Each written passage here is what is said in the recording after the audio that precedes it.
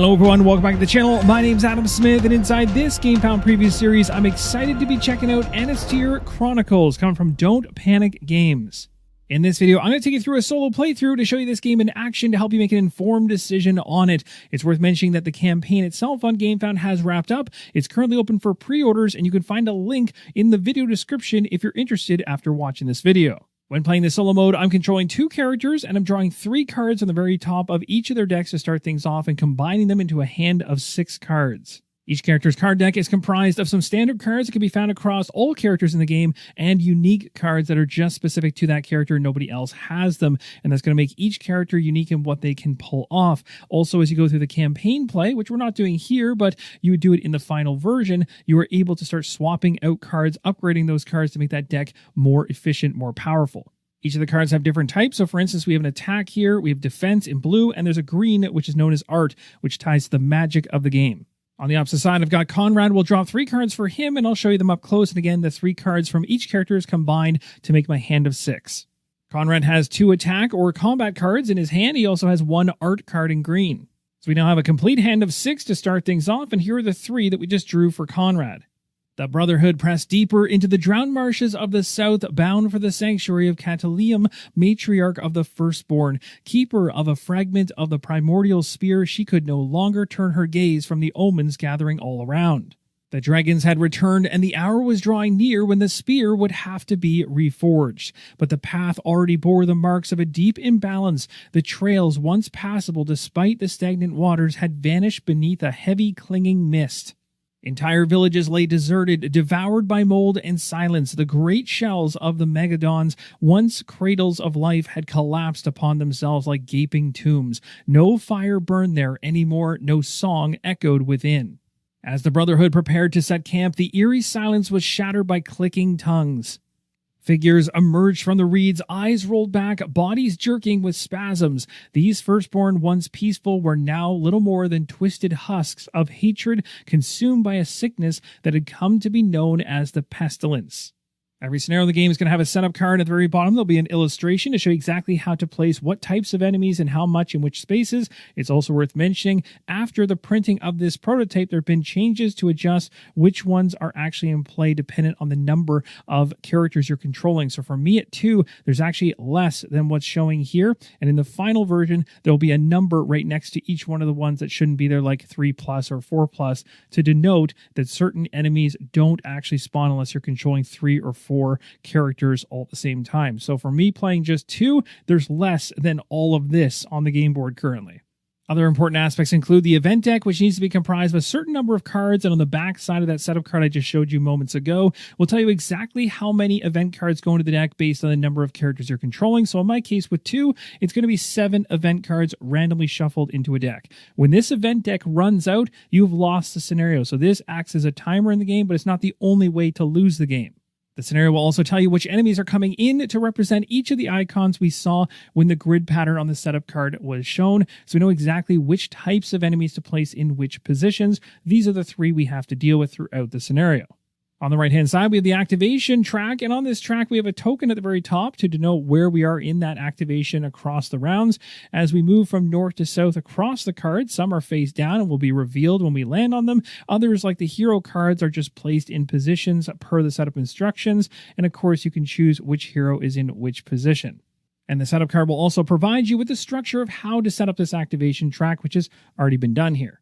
As I mentioned moments ago, the first way you can lose the game is based on the event deck running out. In other words, when you need to draw an event card and there isn't one, that is a loss. Another way you can lose the game is if one of your characters is taken down. Each of them has an HP value, which is also on the dial as well. So 7 here in this case for actually both characters, and that's on the dial. They start with 0 Fury.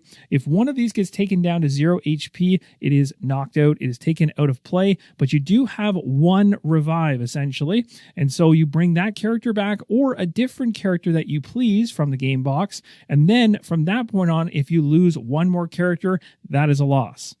So how do we win the game? Well, we focus on the next card in the pile here, which I've taken off the top here and moved over so you can see it easier. 1.2 of this environment, quest 1, called Grim Welcome. On the left-hand side is the primary objective to progress the quest forward, and we're actively trying to get through the entire deck over here on this left-hand side. And once we do get to the bottom of this, completing this objective, we're able to scroll, and scrolling will allow us to move forward and progress in our adventure. Now, on the right-hand side is a secondary objective that does not have to be done, but if it does, it provides benefits in most cases. In the depths of the marsh, the clicking tongues of the firstborn echo, dry, sharp, and threatening. A patriarch is at work rallying his kin. Their faces twisted by hatred bear the marks of the plague festering across these lands, and now they march toward you.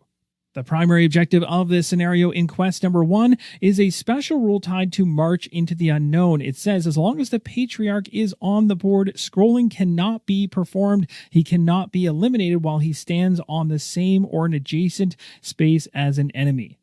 The Patriarch for this quest is the High Father. The card for it is right here. We'll take a closer look at that later on, but essentially the goal is to go after this individual, the tall standee right here. And again, we can't eliminate this thing when there's an enemy adjacent to it or an enemy in the same space as it, making it trickier to take down. And we also can't do any scrolling. And what does that mean? Well, inside this game, there's a unique gameplay effect which happens when you move from this westmost tile into the eastmost tile. And typically that's the direction you're heading unless the scenario changes things up. But we're moving from this side to this side. And normally when we would be the last individual in this area and we move out of it and there's no enemy combatants left on that tile, it would get removed. This tile on the right would slide over and this tile would actually go to the opposite side. Now in the final version, there'll be more than just 2 tiles, so you'll see completely different artwork, and the scrolling effect will actually feel as though you're traversing left to right across the terrain, which really does kind of give a very cool progression feel as you move through the story. The final thing I want to mention is creatures in play. These creatures will get activated as you'll see we go through gameplay.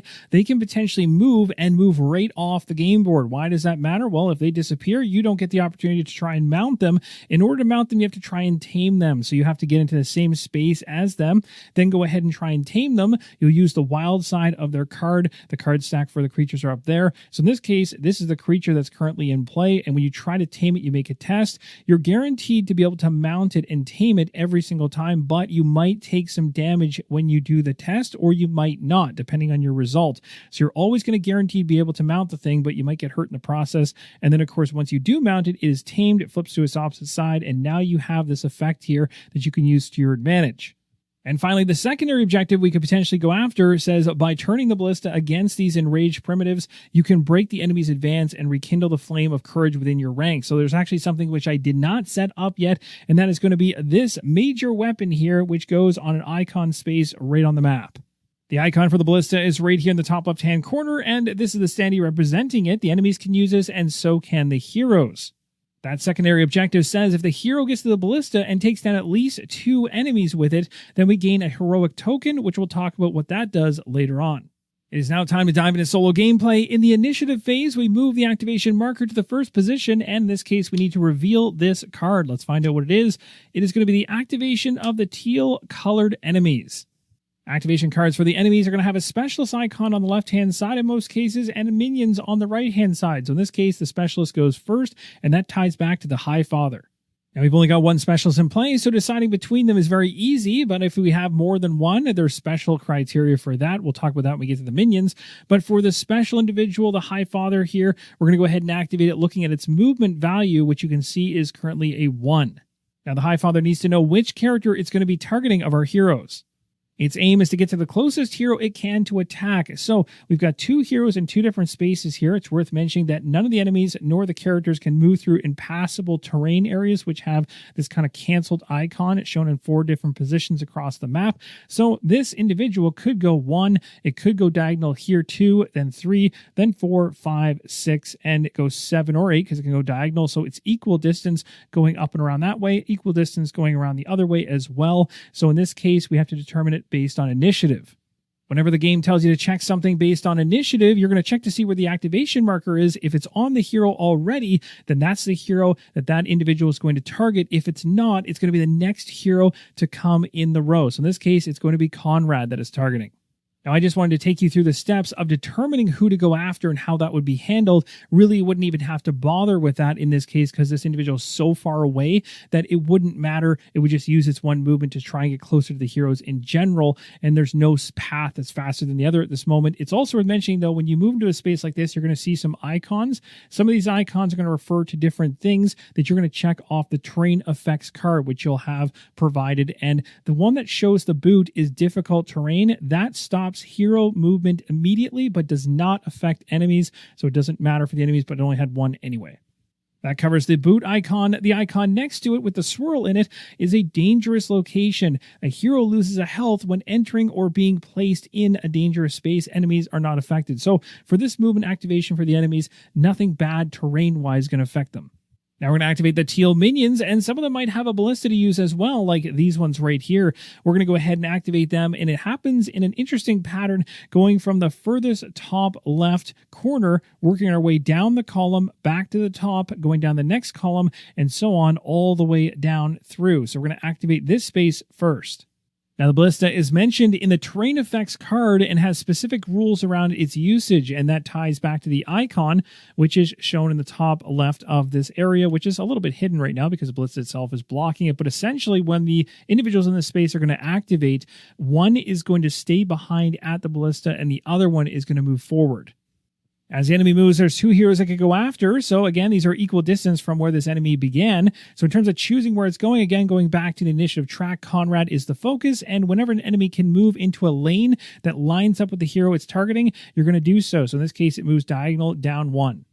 Now, something worth mentioning is that on the card it says Ballista Range 1. These are two separate things. One is telling you the range of the warrior brother without the ballista involved. The other is telling you that if you use the ballista, you go to the terrain effects card, which tells you you have a range of 2 when that is done. So when it's shooting with this thing, it's got a range of 2. When they're by themselves, individuals, they can actually attack from range 1. I've gone ahead and activated the rest of the minions. So this minion was already in a perfect row to go after Conrad here. So just moving one over. These two were up here, and they're moving down in order to get to their closest hero, which is right here. And this one over here moved diagonal as it's equal distance from both heroes, but the focus would be on Conrad based on initiation. So it's going to go ahead and move diagonal 1. Now that you know how movement works for enemy activations, we won't explain this as I go through it in the future. I'll just be doing it in action. It's worth mentioning, though, there's a limit in each of these different areas of 6 for the unit weight, and you'll see the unit weight in the bottom right of each of the enemy cards. So, for example, the Warrior Brother and the High Father are represented by 1 weight, whereas the Riders, which is this individual right here, is represented for 2 weight. The heroes, of course, are 1 each, and the creature down here would increase that. Now we get to move on to a hero activation, Conrad. When a hero activates, it can take 2 actions, and those actions include moving, charging, playing a combat card, preparing a combo, interacting, and taming a wild creature. Those are your options. You can only do each of those once, except for movement, which you can do twice with your 2 actions.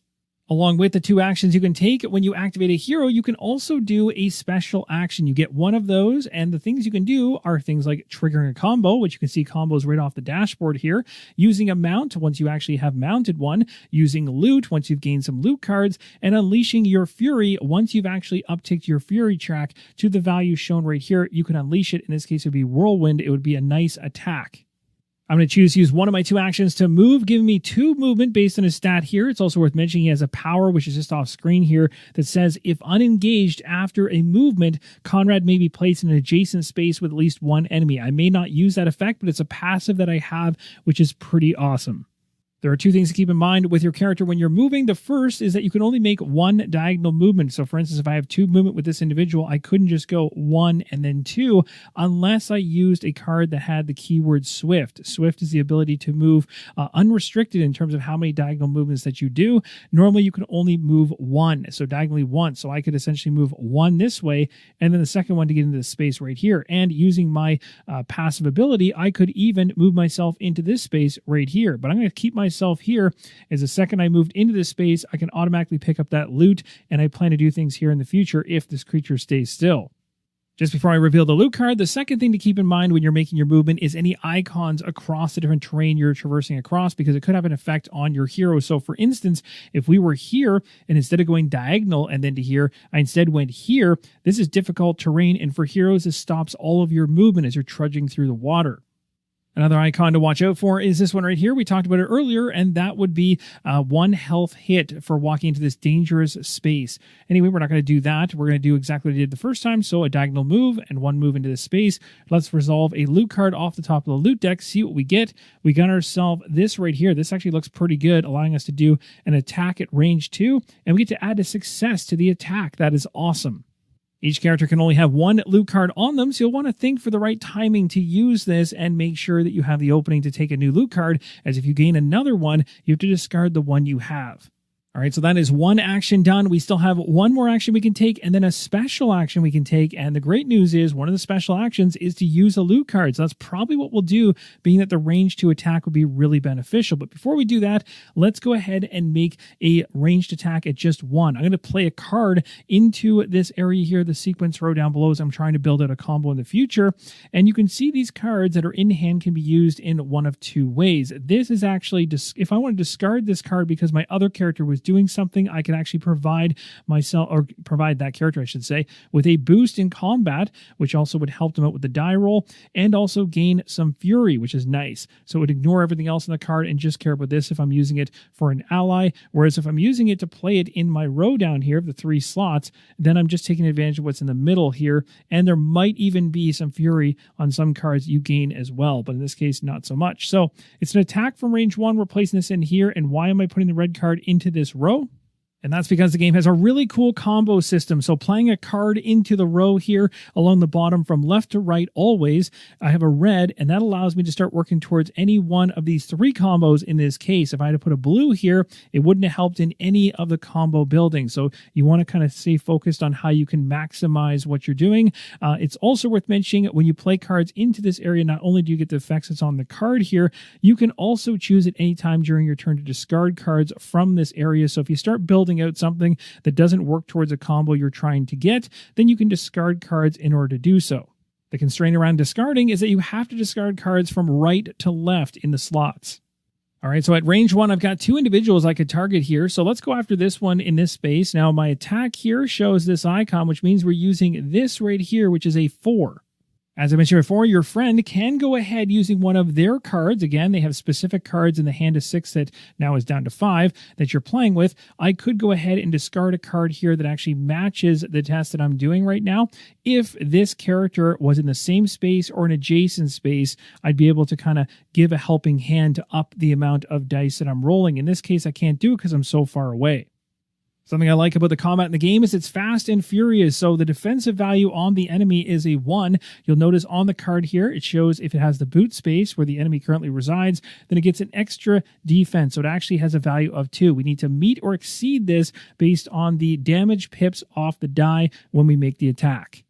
So Conrad throws some pretty good dice against the enemies at 4 versus Carrick, who only has 3 in the red. You can also attack using art as well, but we'll talk more about that later on. So we'll go ahead and roll the dice here and see what we get. We're looking for as many successes as possible. Wow, we just barely got that. Now we do have the reroll token, so if I hadn't have got that result there's a couple grabs, 2 of them, and 2 successes. That's what we needed to meet the defense of the enemy, so that enemy is going to be killed off. But if we didn't get what we wanted off of this, we could have used the reroll token in order to try again. When you use the reroll token, you have to reroll all the dice that the hero rolled. You don't get to keep some successes and reroll the misses. Now you also notice off the dice, not only did I get 2 successes, I got 2 grab icons. So what are those? Well, you'll see on the enemy card, there is a grab icon. It shows 2. If you hit that number or exceed it, you are able to throw the enemy if you wish. This can be very strategically beneficial, especially if you miss on actually killing it. You can still get it out of your way, maybe move it into a different space, and that can obviously disrupt the enemy's plans. So our attack from range was successful, killing off this warrior brother. I used 2 actions. Moving was 1, preparing a card was another, which allowed me to attack this individual I just took out. And now for the special action I have, I'm going to use the loot card that I picked up. This allows me to attack from range 2, which means we can target the individual on the ballista, which is awesome. We can take this one down, hopefully before it actually does anything to us. And to make things even easier for us, the loot card also provides a success already. So we just need, off the 4 dice we'll be rolling for Conrad, 1 more success to take it down. Oh yeah, we got it, no problem. On to the next initiative card. Moving the activation token down, we reveal this one, which is hidden, and it's going to be the activation of the red minions. And that corresponds to the Rider Brother there in the top right-hand corner. It states on it, it has a range 1. It has the keyword Rider. We'll talk about that in a second. And it says underneath, after this attack, so if this thing makes an attack, you roll a die for each Rider Brother engaging the target hero. And for each grab icon you get, that hero loses 1 health. Pretty nasty. Now, the Rider keyword means if a hero grabs a combatant with a Rider trait, so this enemy, that enemy is eliminated instead of being thrown, and the hero can then immediately gain the mount.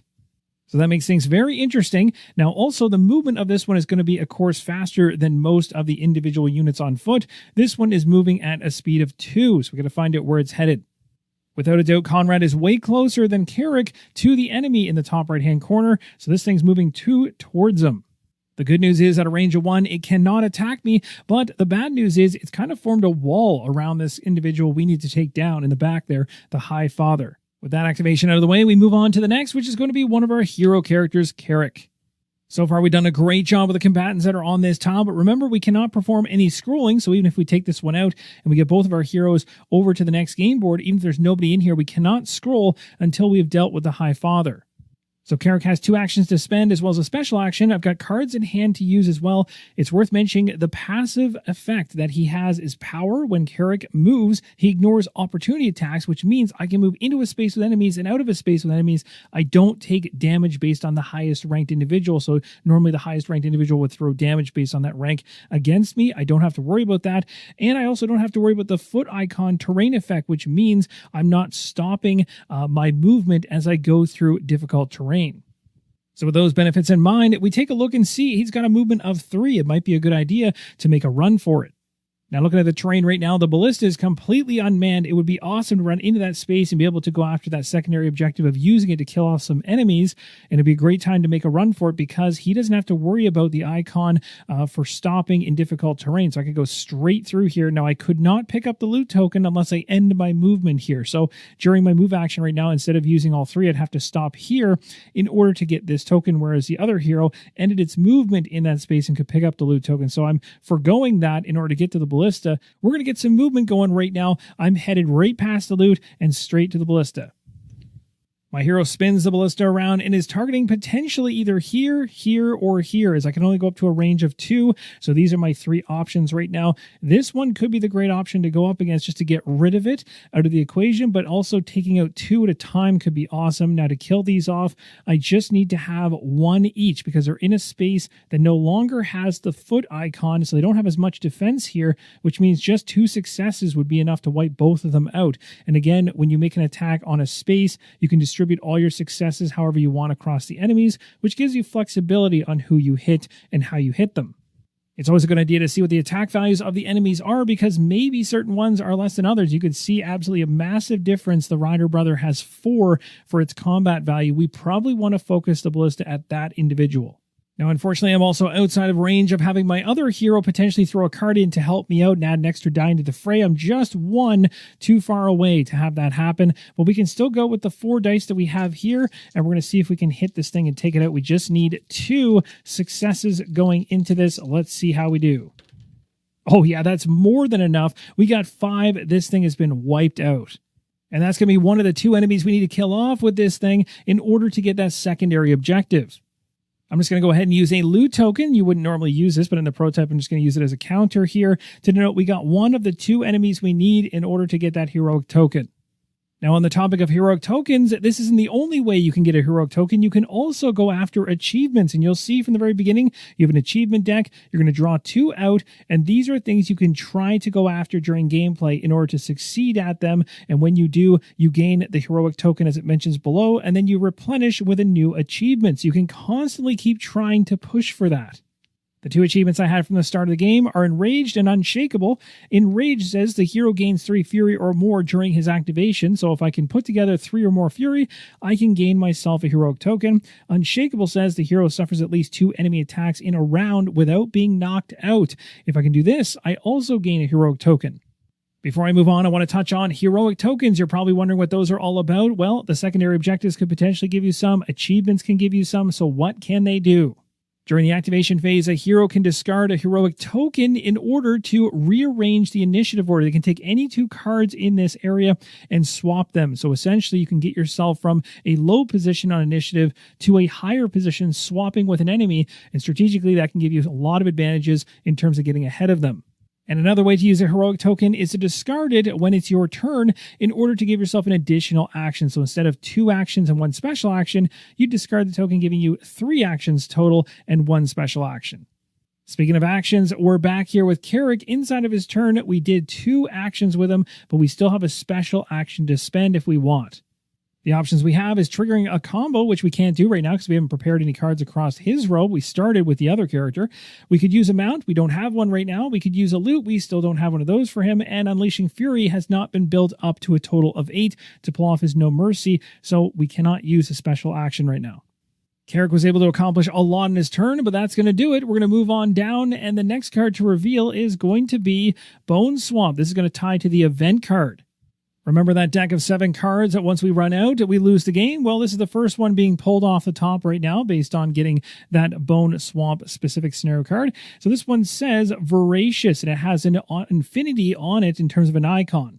There are 3 different event cards in the game with 3 different icons to let you know which one you have. The one we have here is the infinity symbol, which means it'll stick around until the card itself tells us when to discard it. So we'll read that in a moment, but you can certainly read it right now if you want. The other 2 icon of event cards you could find, one is more of an instant one that comes out. It resolves and discards right away. The other is a card that will come out, has an icon on it that essentially means it'll stick around until the next region or event card comes out. So essentially it stays in play until the next event card is drawn and then the previous one is discarded. So there's a little bit of a difference there in terms of what kind of cards you can run into as you go through the deck. And of course, being that it's randomized, it's going to add lots of replayability into the scenario as it changes things up.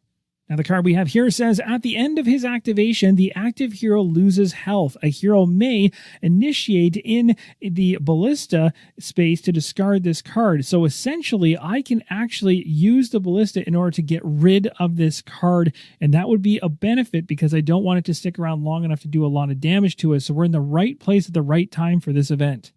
Now we go ahead across the icons on the very bottom of the card and resolve them one at a time. You'll notice each icon could have an arrow that either points to the left or to the right or different directions. So this one right here is for any wild creatures in play. We currently have one. It's telling us it'll be moving off to the west, and it's going to move based on its movement value, which is, as you can see up here, a 1. You actually weren't able to see the movement value, but you can see it now there in the center with the boot icon of 1. So this thing is going to move 1 in the direction based on the wild icon, which is right here. So it's going to head this direction. Unfortunately, moving out of the space where I was hoping I could tame it in the future as it tries to essentially run off the game board on us.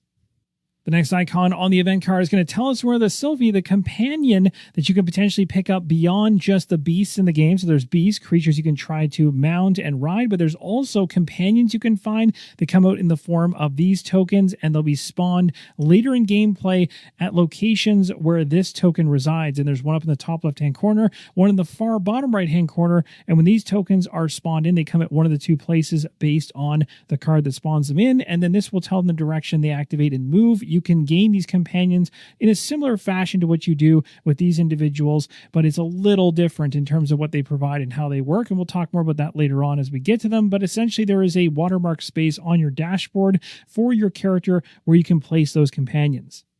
You can see it right here in a circular fashion. So once you eventually see one of these out in the wild and it moves into a position where you can actually have a character go into that same area, you can make an art check against this.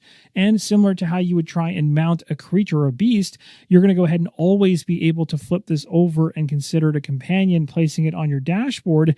But there is a chance that that companion could lash out at you and throw some temporary nasty tokens on you. In this case, if you failed the check of trying to get 2 grab from the art roll, so say you do your art roll of 3 and you don't get the 2 grab, you would still flip this over and place it here and have a companion and get the bonus as a passive effect, but you take a savage attack from that companion that would throw 2 -1 tokens on your character. And the next time you go ahead and use a combat, it's going to impact the value that you have. Instead of having 3, you'll be reduced down to 1, and these would be discarded. That's a bit of a bunny trail in terms of how you obtain a companion, but in terms of the event cards, as simple as just walking through the icons and moving things. So the beast will move based on its movement. Companion tokens, if there is any in play, will move based on them, but there are none, so we skip right past it. And last but not least, the final icon on the card on the far right-hand side is known as a Battle Disruption. And what this means is that you're going to take the activation token and flip it to its Battle Disruption side, and then all mounted heroes would perform a taming test as per normal for their mount. I don't have anybody on a mount right now, so we don't have to worry about it. That's going to do it for this card. We're moving on to the final one now, so we'll move the token down, flipping it over, and it says Threat. It says draw and resolve a spawn card if the number of enemies in play is 4 or fewer with 2 heroes, and that's how I'm playing. I currently have 1, 2, 3, 4. It says 4 or fewer, so I guess actually it would be 5 because technically it's also including the High Father in that, as that is an enemy, so we do not have to go ahead and draw a spawn card right now. If we're not drawing a spawn card, then instead we activate the type of enemy with the lowest number in play. In case of a tie, you choose the highest rank. Based on having 4 warriors and 1 High Father, the High Father is going to win that one, and so he's going to activate and head towards the heroes, both of which are down here to the south. He's going to move 1 diagonally to get closer. With the threat card now resolved, we move the activation marker to the spawn deck, and this is known as the end of round phase. We'll go ahead and flip this over, resolve the top card. It is going to be resolving on the east side, which is the right tile. When resolving a spawn card, it's always a good idea to take a look at the top right-hand corner. You might have to spawn a companion in. The token will show either green, red, or blue. And when you're spawning in, you just look for what side of the tile you're talking about, east or west. And you look for this icon. There's one of these in each of the major tiles in the game. So this would have, if there was a companion token up here, if it was green, it would be spawning 1 companion token here at this location. But we can skip past that, and we can look to see there's a creature coming in at this location.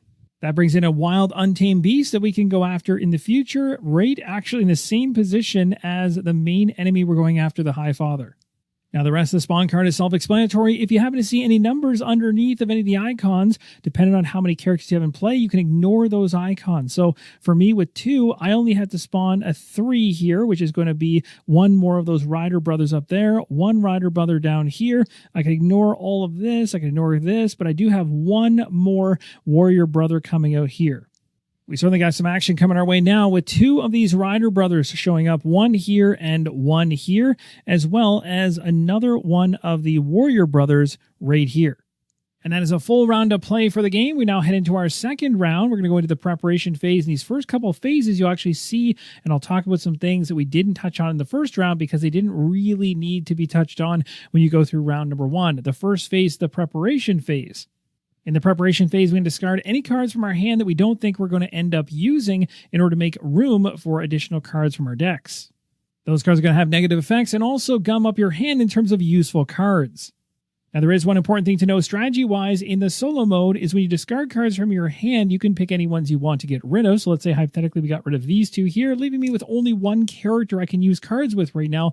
I could, when I replenish back up to 6, I could take 2 more from the same character and have 5 from that 1 character and only take 1 from this character. So depending on your strategy and who you're trying to use and maybe what cards you're trying to seek in order to pull off a certain combination of cards or certain things during gameplay, you may want to pull for 1 character more than another as you go through.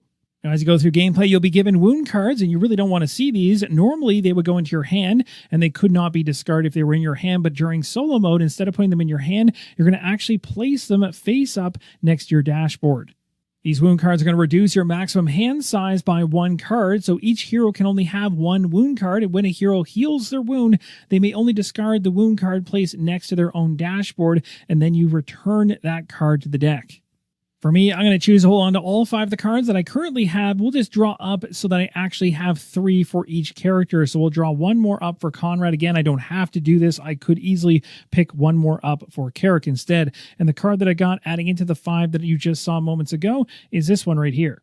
We are now inside the activation phase, and if the token, let's say it had never turned to Battle Disruption, and instead going into the activation phase, it was still like this, it would mean we keep everything in terms of the order of the activations the same. The one thing that could occur during this activation phase is if I had a heroic token, one of my heroes could spend it in order to change positions. So for instance, Kara could move to the very top, shifting this one down. Now, because I actually had a Battle Disruption, this is a forced thing. You're going to take all the cards that are in the row, shuffle them up face down, and lay them out. Of course, the hero ones will be face up, but that's going to change the entire layout of this activation, or I should say, initiative track. The initiative track has been completely reshuffled and laid out from north to south, and the battle disruption token that was on this side now flips back over to regular activation. Again, at this time, if anybody had a heroic token and didn't like how things were laid out, they could spend it in order to swap positions of things. So let's go ahead and flip over the top card as we activate the very first slot, not knowing what it is. It is going to be a threat. Now, as we've seen in the past here, it says, draw and resolve a spawn card if the number of enemies in play is 4 or fewer. Absolutely not true in the case of my two heroes. Right now, we have a lot more than 4 in play at the moment. So otherwise, we're going to activate per the type of enemy with the lowest number in play in case of a tie, choosing the highest rank. After reading that threat card a second time, I realized I interpreted the icon incorrectly the first time. I told you that the High Father was the one that was going to activate based on it, but the icon that it's showing is just a skull. It's not a skull with spikes. And so because of that, it should have just been between the Warrior Brothers and the Rider Brothers the last time the threat token was checked in terms of who was going to activate. Now, I can't retroactively go back and change it at this point, but I'll go ahead right now and go forward making the correct change. Now, the only way it would actually go to a higher rank, it actually could get to the High Father if there was a tie between the lower ones.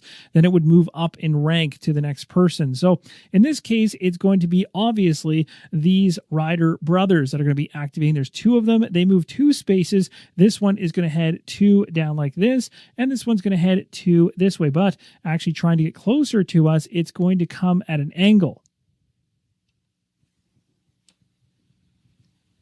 Thankfully, neither one of these are in range to make an attack, so we can move the activation token down to Conrad.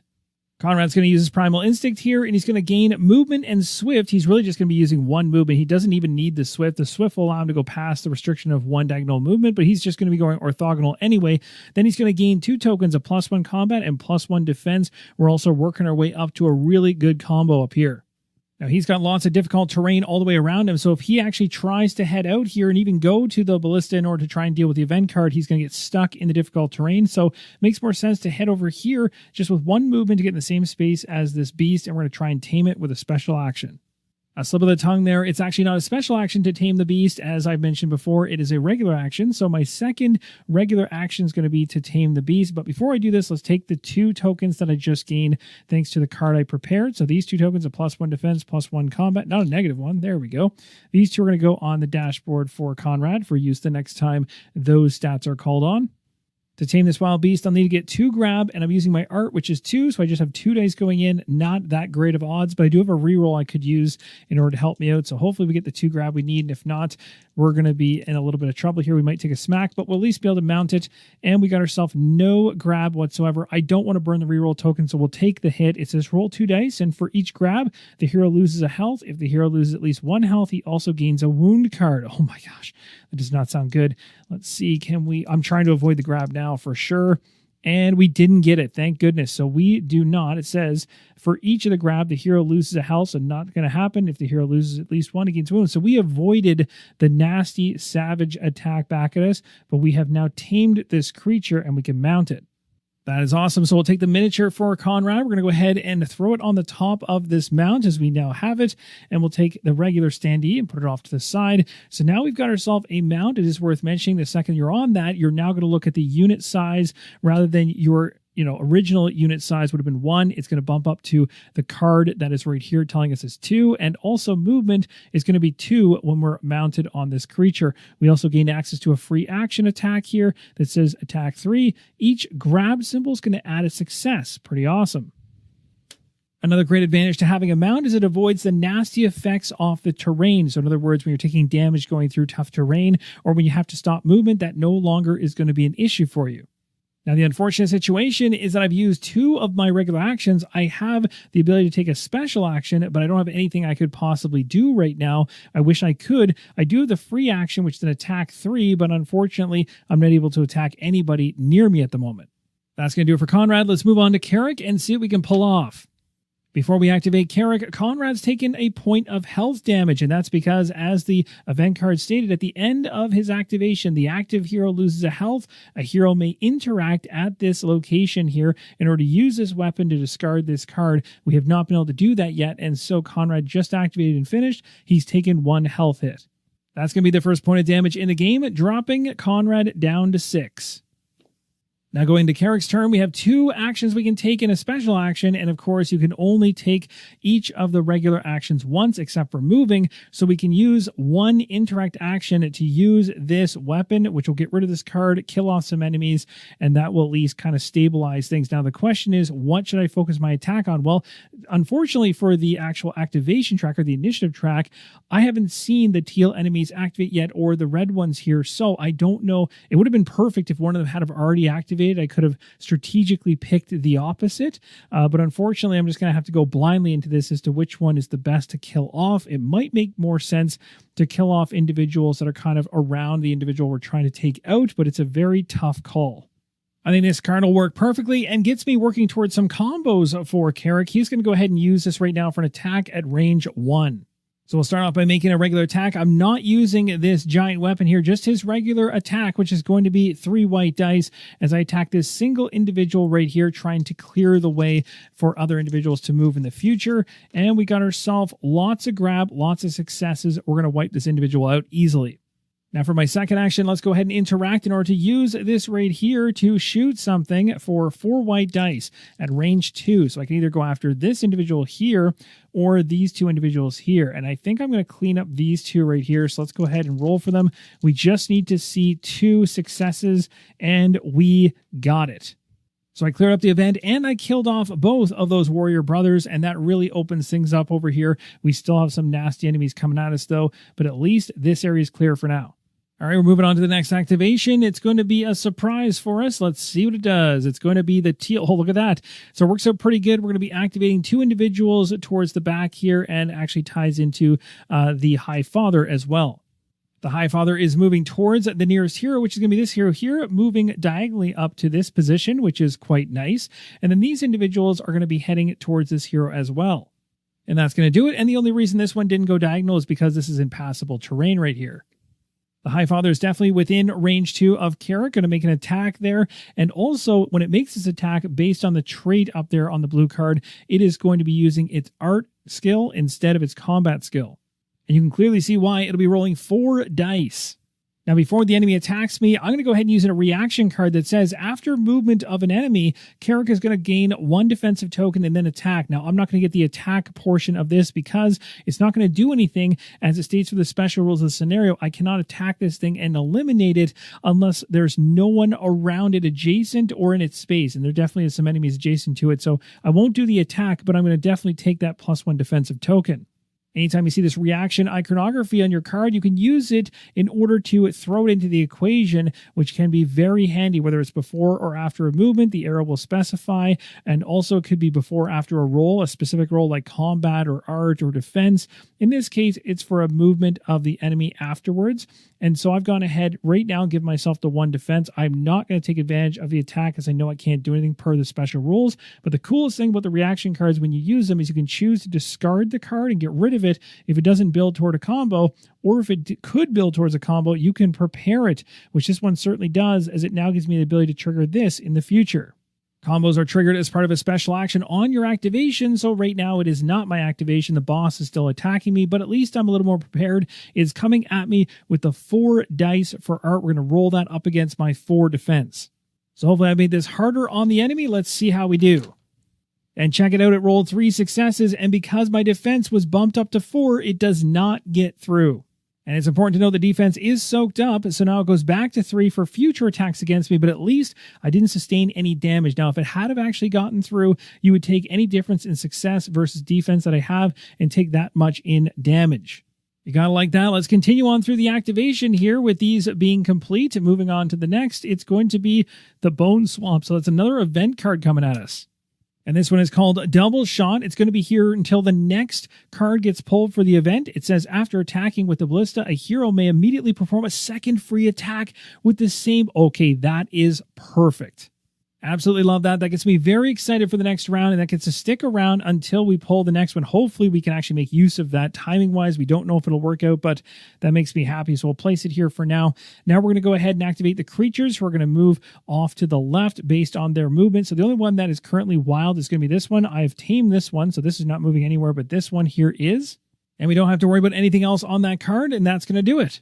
And now for the final card, which I'm sure you guys know exactly what it's going to be. It's going to be activating those red individuals. 2 of those Rider brothers coming my way. Now, unfortunately for me, this could become quite painful, as this one's going to be moving 2, easily able to get in the same space as me. It's going to jump right in. And then this one here also doing the exact same thing, able to go sideways to get into the same space as me as well. So I got 2 of them attacking me.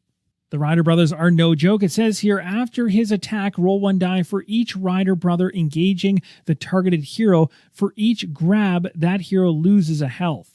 This is definitely not good. That's going to stack on top of things with 2 of them in the same space with me. That is definitely not a good thing. Now, in terms of limitations here, we are well within. We've got a 2 unit, 2 unit, 1 unit, and I believe the ballista might count for 1, or maybe it doesn't, but either way, there is nothing there that gets up to 6, which is the limit maximum there. So these individuals are coming after me. This is not going to be good, and they are going to be rolling. Let's see. They have the Rider ability. Let's see what that is all about. The Rider trait was all about the hero trying to take the Rider off of the mount. Not going to apply here right now as they attack me. So let's go ahead with the first attack. It's going to be 4 white dice coming at me. This is the combat off of it, and it's going after my 3 defense. Here's hoping this is not too bad, and I have no way to change anything here. Through the cards that I have, I took a look. Nothing that is going to help me, so cross your fingers. That is awesome. They didn't get past my base value of 3 defense, so the attack for the damage does not come through, but as it states in the card, after the attack, we roll a die for each Rider brother engaged with the target hero, and for each of the grab icons, the hero is going to lose a health. So right now, we're going to roll 2 dice in order to determine if any grabs come up, and damage will be coming to me in that case. No shields can stop this, so we don't want to see grab symbols. We want to see success symbols, and oh my gosh, these dice are my friend today. You gotta love it when a plan comes together completely by fluke, and I absolutely love it. So we didn't take any damage from that first attack, but we have a second one to deal with. So another 4 white dice coming at us, and again, looking for successes here. We got our base of 3 shields. Let's see what the second Rider brother is going to do to us.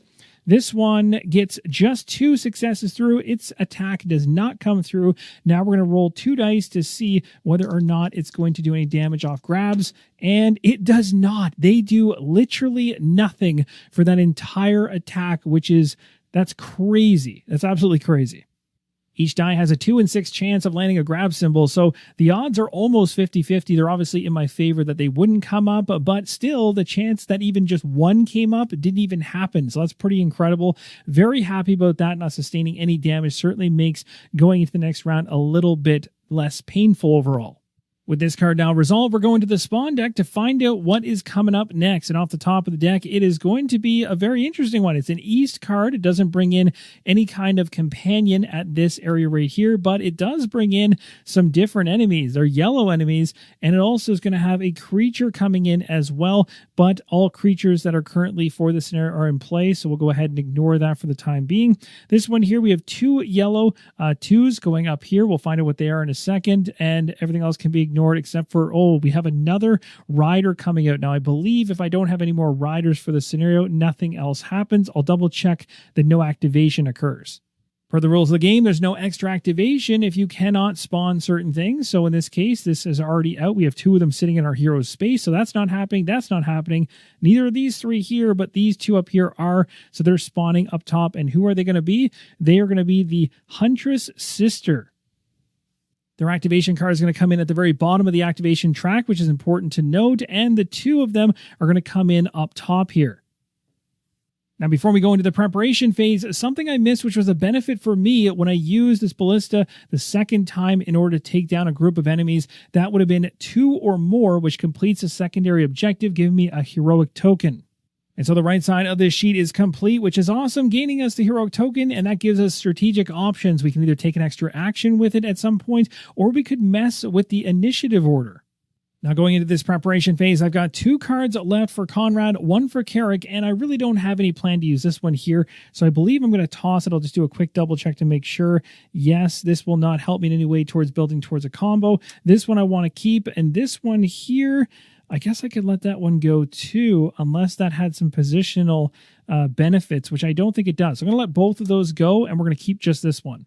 So now we're going to draw cards up, and I'm going to keep things balanced. I know I could lean one way or the other, but I want to try to see if I can get enough interesting things between the 2 characters to make them work strategy-wise. So we'll start with Conrad here. We'll go for 2 to give him a total of 3 in hand. So this one says he gains some +1 tokens for combat. Then Conrad gains some fury, +1 die. That's pretty nice. This is the one we already had. And then the next one up says a movement and a jump, then attack. That could be very beneficial, especially with him currently on the mount. That is a big one. So I like that quite a bit. Next up, we've got Carrick. We're going to go for 3 with him. Again, we can just keep going with Conrad if we wanted to. This gives us some crazy movement, and we can, wow, ignores all kinds of dangerous spaces and opportunity attacks. This really allows me to get moving quite quickly. And then the next one here is a movement, jump, and attack. And finally, a movement. And this one looks like it can, then Carrick or an ally in his space gains 3 health. Oh my gosh, there's an actual healing one in here. That's pretty good. Or discard a wound card from an ally in his space. That's very nice.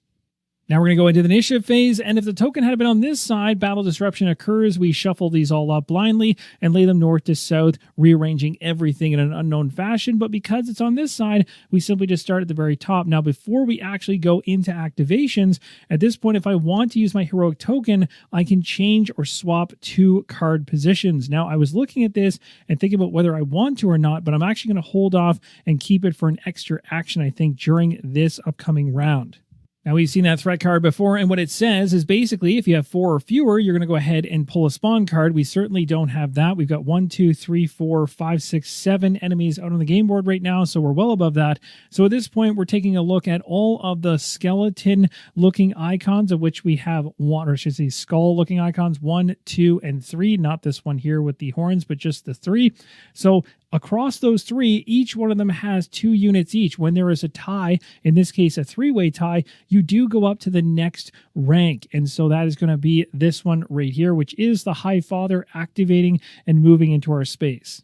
So he activates and moves into our space, and at this point is going to attack us. But before he does, I have a card in hand called Dodge. I just drew this up. This is awesome. It's a reaction here. So it says, after the movement of enemy, I can move while ignoring dangerous spaces and opportunity attacks. Then I gain 2 health, which is awesome, but I don't really need it because, well, I don't have any health damage against me. But the fact I can get out of here is great. Plus, I gain a Fury. Now, as I mentioned before, I can choose to prepare the card if I want to, but there's nothing that's actually going to build towards a combo I need, so I'm choosing to just go ahead and discard it. I've got 3 movement to dodge with, so why don't we go ahead and ignore the dangerous terrain here, ignore the fact that this is difficult terrain, and we're just going to bump right back to this space right here. So essentially I did a little bit of square dancing there, jumping into the space, jumping up here, jumping over here in order to pick up this loot. And now we can draw a card and see what we've got. We also avoid an attack from this individual. Actually, no, we didn't. We didn't avoid the attack. We do get the loot, which is okay, but the attack is still coming because this High Father can shoot from range 2. Interesting. And now technically we're both equal distance away from this individual. Now before we determine that, let's grab our loot card here. This is something that I'll definitely want to use in the near future. Now, it is worth mentioning, way before I gained a Fury off using this card, as well as a Fury off the card I just used now, and for some weird reason, I didn't actually uptick the dial with the 1 from this one ages ago, so likely most of you guys caught that, but there it is, 1, plus the 1 from the one we just used for 2. Again, doesn't matter as we're working our way up to 8, but I should have 2 there. The other character has 0 at the moment. Now, the High Father can shoot both heroes from range right now, and so it's going to go to the initiative track to determine who it's going to hit. It's going to be Conrad, as he's up next. The good news for me right now is I've already got 3 defense plus 1, thanks to a boost I had earlier. And we know the High Father's not messing around, rolling 4 for its art, so 4 white dice against my 4 defense. Okay, so it got 4 on the dot, which means it actually did damage to me, but when we take away 4 from the 4 defense, even though it did hit me, it's going to be a wash in terms of how much damage that actually comes through. So that's great news for me, and I also lose my defensive token as I just used it. And that's going to do it for the attack, and we can move on to the next activation in the row, which is going to be Conrad. And my goal with these back-to-back hero turns is to try to thin out this area of enemies and then target the individual, the Highfather, when he's all alone and there's nobody adjacent or in his space to try to take him down. Now, it's worth mentioning at any point in time on your character's turn, you can choose to dismount. And when you do, you simply just hop off the mount that you're on. I'm choosing to do that right now because the space that I want to get into has a unit size of 2, 2, and 1. And there's no way that I can get this one into the same space. That'd be a total of 7. The max is 6. So I'm going to dismount in order to charge in there on foot. So I've jumped off. The miniature goes back in the region that I'm inside of. It becomes wild again. I'd have to tame it or try to tame it again in order to get back on. At this point, I'm going to play a card as my very first action. It's also worth mentioning doing that does not cost an action to dismount.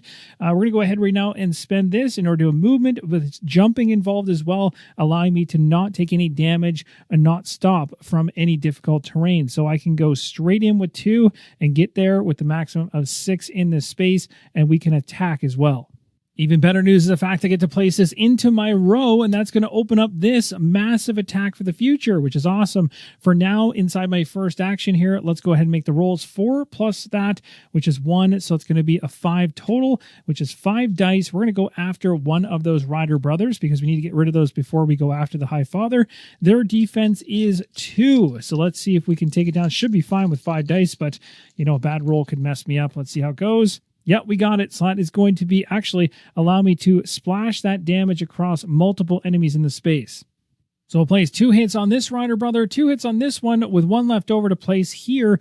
But again, that doesn't get past the shields of this enemy. This enemy has 3, so the 2 brothers have been taken care of, but now it is open to kill off the larger, nastier enemy. This is perfect timing. We got a big time combo ready to pull off against the Highfather. So we're going to discard all 3 of these cards, which line up with these symbols right here. In order to pull it off, it gives us an attack 5. It says to place a -1 token and a -1 defense on the enemy card of each enemy eliminated by this attack. Then Conrad gains 1 heroic action token and we gain a fury. So we're going to bump ourselves up by 1 so we don't forget that for now. I'm visually showing you guys what we're gaining off of this in advance just because we won't come back to the dashboard to do it later. And now let's go ahead and do that attack. The Highfather's got a defense of 3, and hopefully with 5 dice and a reroll token, we can make this happen. So here we go with the big time attack. Let's see if we can do it. And that's going to be 1, 2, 3, 4, 5, and that is exactly what we need in order to kill this enemy. And we've done it. The Highfather has been taken down, and per the special rule of the scenario, it says as long as that individual is on the board, scrolling cannot be performed. He cannot be eliminated while he stands on the same or an adjacent space as an enemy. So we killed him off in a clean way. We've also dealt with all the enemies on this tile, which means if we can get our 2 characters into the next tile, we'll be able to actually scroll at this point. This tile will remove and go to the opposite side, and differences will change in the outcome of the story as we progress forward. So that is going to be my 2 actions. I have a special action to use if I wish to use it. I do have an attack 3 at range 1, but nobody's close by. I would love to be able to use this again, and I technically could. If I wanted to burn my heroic action, I could actually take a shot with this and attack this individual and kill him off, but unfortunately, nobody else is in range. It'd be awesome if this guy had been over here too, because this allows for a back-to-back attack once I do my first one with this. So that would have been nice. I can't really pull it off. Is it worth it to use this token just to kill off the one guy? Probably not. We'll hold on to it for now. Although saying that, I don't really want to give too much time for enemies to get moving up towards the board when I've thinned things out so nicely. So maybe it makes sense to actually use the token to make sure I can get both my heroes to this other board so we can scroll and progress. So let's actually use it, even though I'm a little bit wary on whether this is a good choice or not, to take another action, and I'll use it to move. I don't really want to move too far in, but I could move towards this creature to mount it in the future. So we'll do that, and that's going to do it for Conrad's turn. Now let's move over to Carrick. He's going to take his turn and get off this west board. As we go into Carrick's turn, I would love to use his 3 movement to actually get into the same space as my other hero. We can start moving together for once instead of being so separate as we were through the first tile here. You can see if you're discarding cards from hand and using this effect, if you're in the same space or adjacent, you can start gaining fury that way as well, plus boosting the other hero and helping them out. So let's go ahead with 3 movement. First action, we're going to get ourselves moving right now. Now he has the power passive effect that says he ignores opportunity attacks, and he also disregards any stopping from difficult terrain. Now, something you might have noticed moments ago when I actually used the heroic token for Conrad to end off his turn and get him into this area, I took it from the wrong character. I took it from Carrick. So essentially, they each had a heroic token. So just off camera now, I just moved the token over because I grabbed the wrong one. But he still has a token which he's holding on to. He's got his 3 movement. He could go through dangerous terrain here. I don't know if there's a way to get around that. No, it looks like he'd be taking some hits regardless, but that might be okay. So if we go like this, 1, 2, and 3, we can just get into the same space and be completely off the tile. We do take the 1 hit here, so our dial is going to drop us down to 6, and we currently have 6 on both of our characters. We have 2 Fury on this one and 1 on the other. Now, after that movement, we might as well go ahead and use a special action here to use this weapon and clear up some enemies on the board. This will allow me to do an attack 3 at range 1, so I can go ahead and hit this individual right here. Thorak is going to go ahead and make a roll. Let's see if we get what we need. In order to take it down, we need just 1 defense. Now, it doesn't have any icons off the terrain, as it mentions on the card, to boost its defense, so it is definitely dead in this case. Now, technically, it is worth mentioning the second that both characters are off of that western tile onto the eastern one, just before I use that loot to kill off that enemy, technically, we would come over here and see that we can now go ahead and scroll as we're allowed to do so, and we go ahead and continue with this card before I use that loot card. It wouldn't matter that much in the end anyway, because again, when the west tile is removed and the east one shifts over to the left, a new one's going to come in front of it, and that enemy would still be there anyway and would have died from the same loot attack later on anyway. So just kind of mentioning that, but timing does matter. The second you get your guys off of that tile, that is when the switch occurs. So at this point, we're going to Bone Swamp 2. So when scrolling occurs, the entirety of the western tile is removed and everything on it. The tile that we're currently on now shifts to the west side, and the one we just went through now gets tagged on the opposite end. It is worth mentioning, of course, in the final version, there'll be way more tiles than just the 2 here in the prototype, so the actual artwork design and the layout of the different areas will certainly change as you go through gameplay, and you'll experience different and new environments with different layouts of icons and everything else as you go through. After the scroll, flipping over the quest card we just completed says, to your surprise, the Patriarch's body still stirs. He vanishes beneath the surface, only to reappear further east, still alive. The corruption eating away at him seems to grant him an unnatural resilience. In the muck, however, you find that he has left behind a long staff, an artifact whose nature you cannot yet comprehend. It says the individual hero that eliminated this Patriarch the first time gains this staff right here, which was put aside per the setup instructions. Primitive huntresses slowly emerge from the swampy waters where they had been hiding. Armed with short spears, they coat their tips with a strange mixture whose stench alone inspires distrust. Then, with deliberate movements, they slide them into what looks like a bone launcher. Caught off guard by this ambush, you notice with concern the gestures of difference that the Patriarch makes towards them. And as you continue on down the rest of the card, you can see more instructions around bringing out different enemies, more cards, and more interesting things around the iconography of the terrain. Once that is set up for reference, you'll check out quest number 2's Fury of the Pens, which will have more flavor text, the major primary objective to go after, and another secondary objective to take on as you go through. Per the instructions, once you populate out the enemies on the eastern tile, you'll be ready to continue your journey through the game as you press towards the end of the scenario. So I hope you enjoyed this look at Quest 1, Troubled Waters, and hopefully for many of you that are revisiting this one, you'll notice the rule differences. A big one here is around the mount system in terms of guaranteeing that you're going to get on the mount when you want to. You just might take some damage when you do, but there's no more of being tossed to an adjacent space and failing at actually trying to mount or tame the creature in general. So that allows you to actually take into account mounts when they show up or beasts and try to actually go after them. Something that didn't happen in Quest number 1 is there is potential when you have something that shows up in this top left-hand corner. Let's say this right here was up here, for instance, but it's here in this case. When these come into play here for companions, these tokens you can interact with in order to gain that companion by doing the actual check on the token as I mentioned. And when you do so, you get to place it right here on your watermarked area. I didn't have a chance to actually do that during quest number 1, but this is another really cool aspect of gameplay that kind of builds on top of the beast. So you have the beast and the companions, both of which can help you gain effects, passive abilities, things that can help you in your strategy. But there's many different ways to tackle a given scenario, and that's kind of why I enjoy this. And also that progression system of feeling like you're actually moving forward through the game, and the environment itself is really cool. That's going to do it for my thoughts. Let me know yours in the comments down below. What did you think about the gameplay that you saw here? If you're comparing it to prior gameplays versus this one, the rule differences between the different versions of the game, what do you like and dislike about it? Let us know in the comments. Would love to hear your thoughts. If you're not part of the Discord community or the Facebook group, we're talking about all crowdfunding campaigns in the Discord as well as on Facebook, but more predominantly on the Discord. And we'd love to have in either or both those locations to connect with solo gamers.